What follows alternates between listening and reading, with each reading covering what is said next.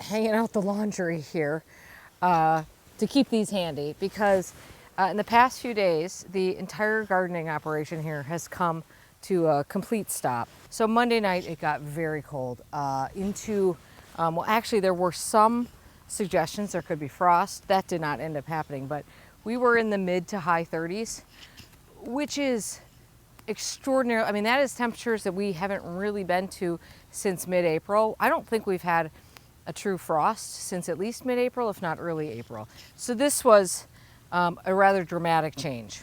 And this was problematic for a couple of reasons. Not just the temperature in general, but because right about now is the time when I am sitting on the most plants that I am of any time of the year. I got about 200 annuals sitting around, a bunch of other things. I've got all sorts of annuals that I started from seed hardening off in the greenhouse. I still have seeds in the basement that need to come up and get into the greenhouse to get hardened off. But as you will see in a second, the greenhouse could, not one tiny seedling more could fit in there. To make matters worse, on Sunday, I did plant some annuals in the ground, both here in these raised beds as well as in the circle garden, where of all the things I could have planted, I picked something pretty bad, which included coleus, which you can see they lived, but we do have some top damage. I will probably just cut them back. But I'm gonna wait a little bit because this isn't over yet. Here in this garden, I had planted sweet peas some time ago. I don't worry about the sweet peas, but I also planted things like strawflower and snapdragons and annual phlox in here, all of which are quite adaptable to cold. I don't really worry about the cold, but for me, my concern during this was not just the cold, it was the cold plus the rain. And over the past 2 days, I think we had certainly over 2.5 inches of rain, probably close to 3 inches of rain in 2 days. So the rain was good because actually this whole part of the state has been in sort of the dry to drought area for a while. So listen, rain is a blessing. However, rain plus very cold temperatures is really tough for a lot of plants.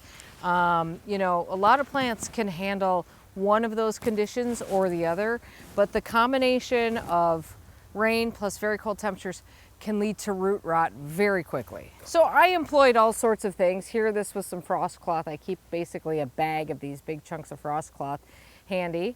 In the circle garden there, I used plant cans and bed sheets. And as soon as I'm done unwrapping this, I'm going to show you the greenhouse. So I wish I could say that this is the end of this stretch of weather, but it's not. We're going to get very cold again tomorrow night. We're going to be right at that 40 range, which is not very cold in winter, but it's very cold in spring when you're managing tender plants. We really have a stretch of weather that doesn't show a lot of signs of warming up.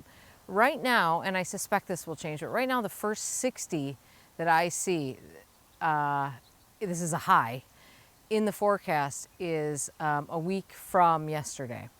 So we are a long way from getting to do many of the things I would normally be doing at this time of year. The first of which is planting dahlias. Honestly, I am so far from planting dahlias, and thank goodness I didn't jump the gun on that, because this last stretch of weather, cold and wet, is absolutely the worst thing you can do for dahlias. Frankly, the dahlias that I potted up are growing very, very slowly because of this cool spring. And there is kind of this point at which it doesn't really make sense to pot up. I mean, like if something has just a tiny sprout on it and you've already potted it up, it doesn't really make sense to plant that yet. I guess it doesn't matter because I don't see myself doing that anytime soon. And unfortunately, the way this garden works is that the dahlia planting dictates a lot of when other things can plant, especially because I plan on using a lot of dahlias in containers and things like that. So it's just this is not a tragedy or an insurmountable challenge. It's just a different way that I have to refocus my sort of priority list of what's going to happen. Come in the greenhouse here and see what this looks like. Not sure if you can fully see this. There is basically no room to even walk in here.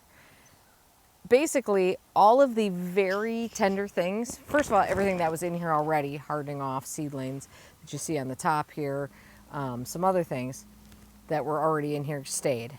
And then everything that was extraordinarily cold sensitive, tropicals like these pineapples, the begonias up there, I've got a brugmansia sitting over there, dahlias, any of those things stayed in here. And I have a heater in here set at a thermostat, and I think it probably turned off this morning for the first time in 2 days. And I set that thermostat at 50 right now. Normally it's cooler than that, but for now I've had it at 50. So I'm just gonna bring some of these things out just for the day, just to get some airflow on some of these plants. They will probably come back in tonight. They will certainly come back in tomorrow night, so I'm not gonna do, I mean, even in here right now, we're at 63 degrees. So I'm just gonna be ready for whatever comes next. I've already done all this work. I'm not gonna be losing things now. You can see I actually have a cart here that I'm gonna attempt to roll out of this door. See if I can do that, just to, like I said, get some fresh air and some sunlight and some airflow on some of these plants. So I think this is a good time to talk about how we put way too much pressure on the USDA zone hardiness maps, because I think we start to, well, we do. Gardeners in the US identify as whatever zone they live in. I mean, it's probably one of the first questions anyone asks if you meet them and they don't know what area you're from. Oh, hi, what zone are you in?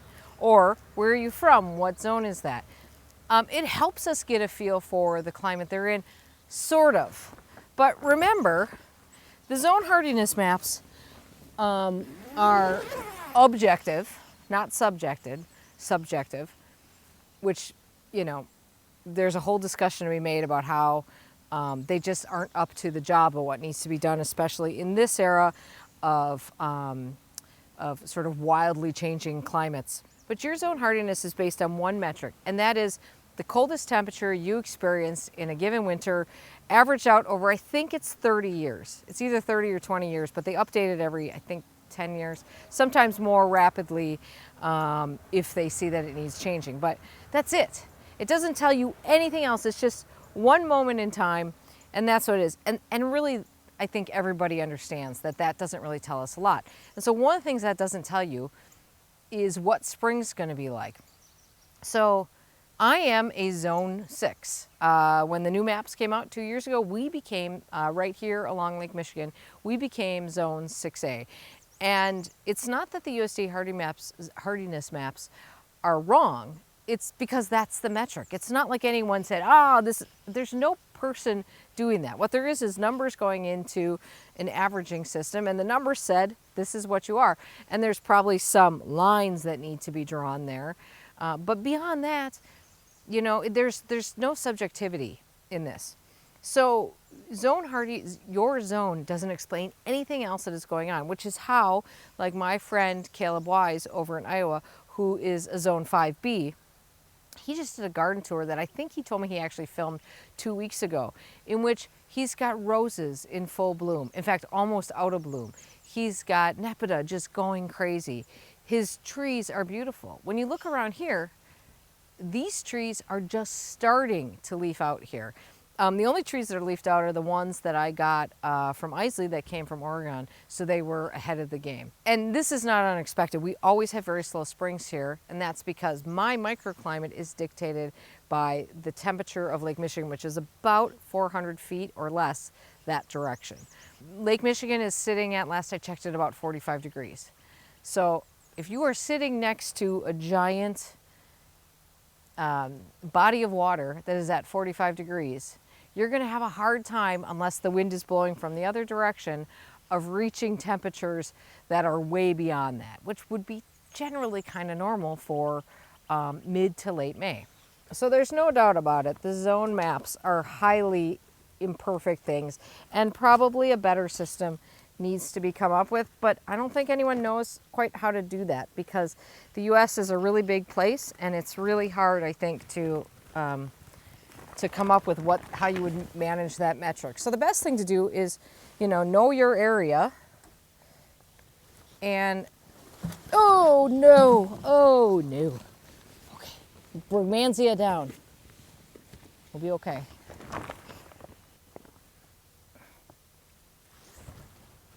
I think that's out enough. Anyway, these types of challenges are all parts of gardening. And honestly, like, listen, is this a big deal compared to what can happen in a garden? No, it's not. I am working on my patience. Clearly, the moniker holds true at times. I think the thing that I was just talking with some other area gardeners the other day, and that, the frustration isn't so much that we have this very cold spring. It's that we know that what happens here is not that we have this nice long spring and then we ease into summer. It's that at some point, summer is going to just absolutely collide with what is left of spring. And so our timeline, in order to be able to do the things in the garden that other people have had months to do, is condensed down to weeks. So all of this, plus an entire garage of annuals that I moved in there that were not as cold sensitive, but I didn't want getting soaking wet and out exposed. All of these things will wait. We'll just keep watering them in their pots. We will actually, so an interesting note here, I just noticed this. Some of these dahlias in pots here did get damaged.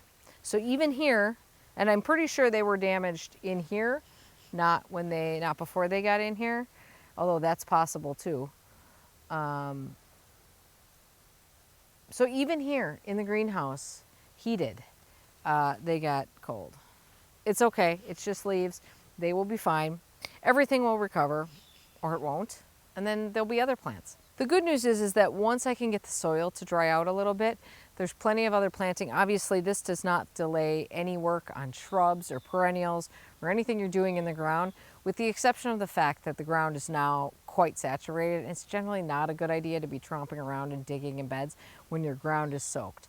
Fortunately, we have very good drainage on this property, so it will probably dry out fairly quickly, and then we'll be able to get in there, and all of this will wait while I'm busy doing that. But I don't want to leave you with just all depressing things. So I will show you, well, this is a bed that got expanded this year, and it probably came out by about 3 feet and turned into this kind of rounder shape. It was sort of flatter, and it's entirely because this right here is our downspout drainage. And before I expanded this bed, this was actually in the middle of the lawn, which is a really stupid place to have a hole where people are going to walk, and you'd have to mow over it and keep the grass out of it. So I just decided that we were going to incorporate this into the bed. This did fill up with water big time. I have planted around it queen tut. Oh, well, I've mostly planted. I am seeing that some of the soil washed away from the roots, so we'll have to figure that out. But this is queen tut papyrus. Probably didn't appreciate the cold, but it'll be fine. And what's nice is that when this sort of hole here kind of fills up, the water around it does get quite wet. So these will love that condition. Now I did also plant some beacon impatiens, and they're going to be fine. They look fine, except that they just look, I think they're tattered from the rain more than anything. And I do love beacon impatiens. This, by the way, is not weather related. That has all the hallmarks of a 110-pound puppy who stepped on one.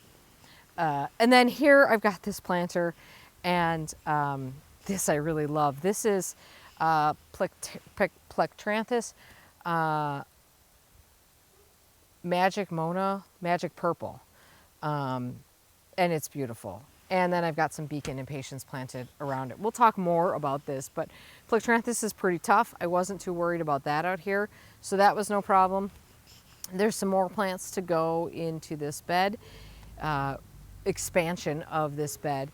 Probably I will wait a little bit until the Virginia bluebells are done and then cut that foliage back. It's a little hard to see what's happening in the bed when they're so full of Virginia bluebells. And you'll notice that we have started patching our lawn, which many of you have noticed, because how could you not, has just been absolutely terrible. Really bad in general.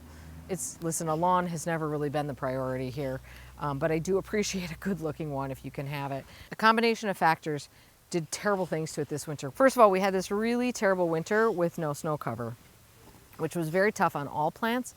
Most gardeners around here lost enormous numbers of plants. But when I went to go buy the grass seed at the feed store, I was talking to her and she said she's never sold more grass seed in her life. Everybody's lawns took hits. So while mine is bad, and partly, by the way, is also because of the dogs, while mine is bad, it's not unusual for the area here. So if you are in a place where you had a really tough winter and you sustained a lot of lawn damage, don't take it personally. It happened. So this is kind of a strange video because it's mostly about what's been happening here and why you haven't been seeing a lot of video activity. But really, I like to show the challenges that can happen in a garden. This garden is not, this is not specific to me. This happens to everybody. We all have these weird things that pop up that we have to figure out ways to deal with them, and that's gardening. I think it's important not to let yourself get demoralized about these things because it's very easy to go down that path. I was with a whole group of gardeners last night and everybody is grumpy and they feel like they're behind. I mean, most in general, people are pretty grumpy around here because of the weather.